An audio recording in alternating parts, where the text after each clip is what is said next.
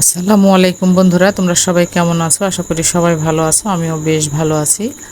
আমি আজকে বানাতে এলাম এই গরমে পাকা আমের ফ্রুটি। এই জন্য আমি ফ্রিজ থেকে বের করে নিয়েছি পাকা আম এবং কাঁচা আম। তারপরে আমগুলি আমি ব্লেন্ড করতে নিয়ে চলে আসলাম ব্লেন্ডারে আমগুলি আমি ভালোভাবে ব্লেন্ড করে নিয়েছি। তারপরে আমি যতখানি আমের পাল্প পেয়েছি ততখানি পানি দিয়ে দিয়েছি, আর চিনিটা আমি আমার স্বাদ মতো দিচ্ছি।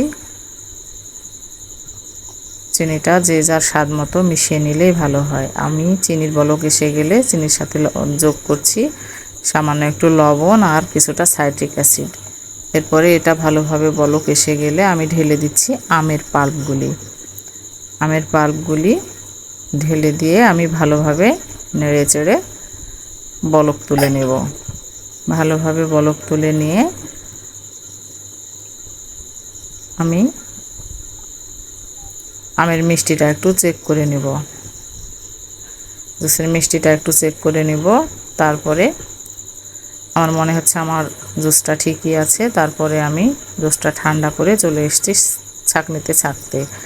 ছাঁকনি দিয়ে ছেঁকে আমি তোমাদের ঢেলে দেখাবো। তার আগে বন্ধুরা, প্লিজ তোমরা আমার চ্যানেলটাকে সাবস্ক্রাইব করো, লাইক করো, কমেন্ট করো, শেয়ার করো। আমার একটুখানি আমের আটি ছিল, সেটুকু আমি ছেঁকে বাদ দিয়েছি। তারপরে আমি গ্লাসে ঢেলে তোমাদেরকে একটু দেখিয়ে দিচ্ছি আমার কেমন হয়েছে আজকের ফ্রুটিটা। প্লিজ তোমরা কমেন্টে বলে যেও। আজকের মতো এখানেই বিদায় নিচ্ছি। আল্লাহ হাফেজ।